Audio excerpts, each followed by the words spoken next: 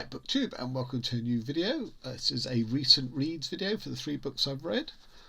You Are Eating an Orange, You Are Naked by Sheung-King. Claudia Pineiro, Elena Knows, translated from the Spanish by Francis Riddell, and Vantablack by Rourke. So I'm going to start with the Sheung-King. He is a Hong Kong author who now lives in Canada. It's going to be a bit of a nightmare trying to peg him in my spreadsheet as to where to categorise him, but anyway. And this was an utterly charming book. Not a lot happens in terms of plot, but it's a story about a Hong Kong man who is referred to as I, because a lot of this is dialogue and exchange, and a Japanese woman referred to as you. And they are in a relationship. And most of the book consists of them travelling to different Asian cities, such as Taipei, Macau, Hong Kong, Tokyo, and then also Toronto, where obviously the he, I'm going to refer to he and she for the rest of this, where he lives. And a lot of what goes on is them sitting down in cafes or restaurants, eating, and their relationship emerges through stories they tell each other. They could be folkloric stories, or things from the newspaper, or scenes in films, or things they've read in books. And you learn about them and their dynamics of their relationship, not from the storyteller so much, but from the listener, how they interrogate that story and how they challenge them.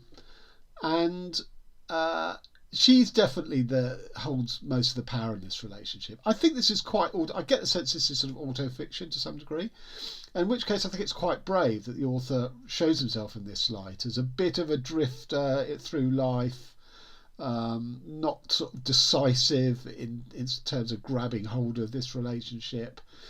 And she sometimes will just leave him, go off somewhere to another country without telling him. And he sheepishly, tracks her down and whatever. But as I say, the charm is just in the writing, in the telling of these stories, in the relationship. There's no great import. These aren't great social issues. Don't come under scrutiny here. Just sort of, you're carried along in the wake of this relationship. I will say it's very good. It's a short book. It's 140 odd pages. No, 180 pages. It's very good at painting the places that it visits. The 4 cities that I mentioned, 5 including Toronto, done in very economical ways, as I say, because it's a short book. And I think that was definitely one of the strengths of this book. So I was charmed by this book. 4.5 stars. And on to Claudia Pineiro, an Argentinian writer, who, this is the first book of hers I've read. I saw Eric Carl Anderson haul this, and previous to this book she'd written sort of detective thrillers. Now there is a thriller mystery element in this which I'll get to, but she is now moving, it seems, into more political, socially concerned writing. Her next book after this was called Cathedrals in Spanish. I don't think it's been translated yet, and apparently it's on quite a similar theme to this. So as I say, although there are sort of thriller mystery elements, it's moved away from that genre to some extent. And I have to say, the cover is sort of, does nothing for me. This was such a pleasant surprise that this is so far is my, reading best book of the year. I know we're only just through March, 3 months, quarter of the year, but this is my favourite read so far this year. 5 stars, obviously. So it's a mother and a daughter. Just outside Buenos Aires. The mother is in her 50s but looks more like 70 because she's bent over with Parkinson's. And the daughter, you discover early on in the book, was found hanging from a church bell in the belfry of the local church.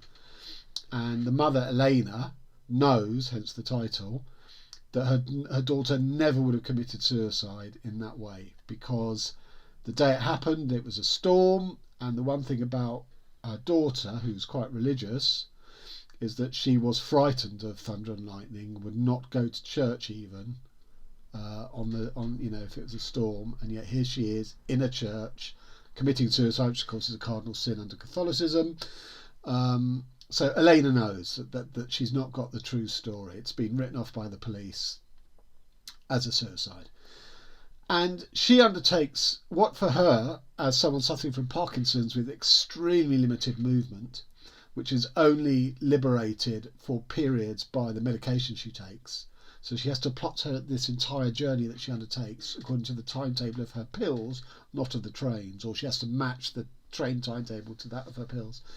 She's going into Buenos Aires to see a woman she has only ever met once, 20 years ago, because this woman owes her a favour. And the favour that she wants from this woman is that because she is so sort of compromised physically, that she wants this woman basically to carry out the inquiries on her behalf. So you get this epic journey, and the descriptions of her limitations of movement are brilliantly done here. I mean, you absolutely can envision what works, what doesn't work. So, for example, because she can't hold her neck up, so she's always got a very strange perspective, what she can actually see, such as when she's talking to the detective who's been sort of disgraced for corruption and has been fobbed off onto her because the police had no intention of opening or reopening the inquiry. She can only see his buttons on his shirt. She can't see his face, and so she sees that because of his paunch, one of those buttons is unbuttoned. So there's that level of detail of the physical difficulty and how compromised she is, and it's brilliantly done. There are lots of flashbacks through the story about the relationship with her daughter. Elena and her daughter did not get on. They live together because the daughter is unmarried, but they don't particularly like each other. And Elena is the daughter is very sort of critical and sort of opinionated on things that she herself has no knowledge of.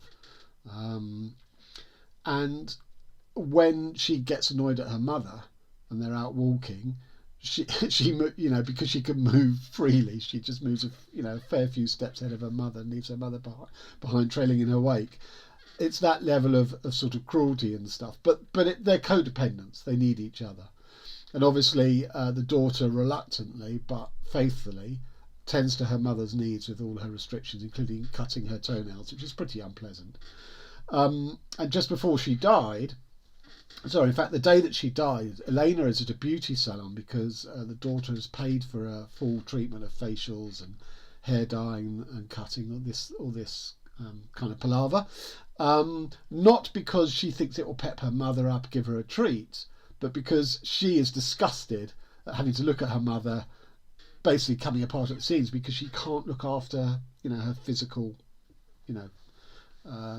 appearance because of the Parkinson's. So it's really for the daughter's own sake, not the mother's. Again, an eye in onto their relationship.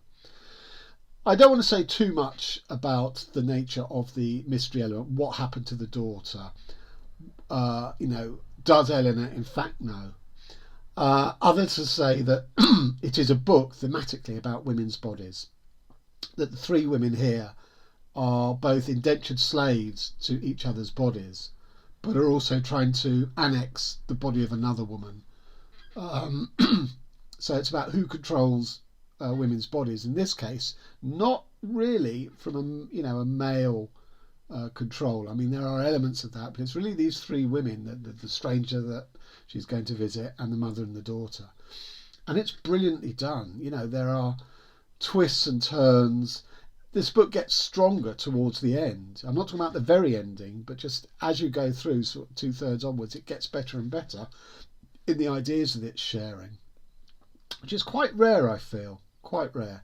So it's beautifully written, very economical.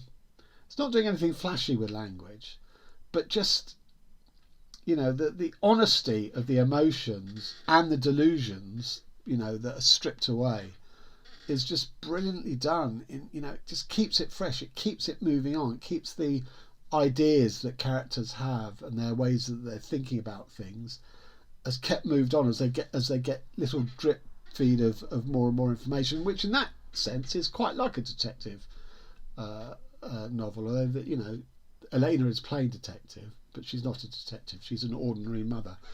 And again, just the poignancy of some of the things. Elena comments that you have words like widow and orphan for when a child has lost their parents or a wife has lost her husband, but there's no word for a parent or a mother specifically who's lost their only child. So just absolutely fabulous stuff. 5 stars. Oh, and just to say that Cathedrals, as I say, is not translated yet, as far as I know, but I'm going to go back to her thriller oeuvre just out of interest, and I'll show you. I'll hold it up in a minute to just see what her sort of thriller novels are like. And finally, to Vantablack by Lee Rourke, which I suppose is poetry, free verse.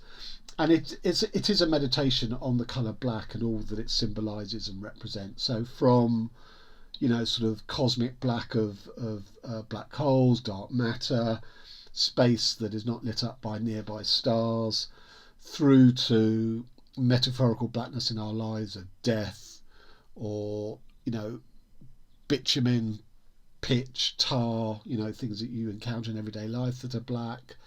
My favourite image was a little sustained section about the River Thames and how black that is. So, it is.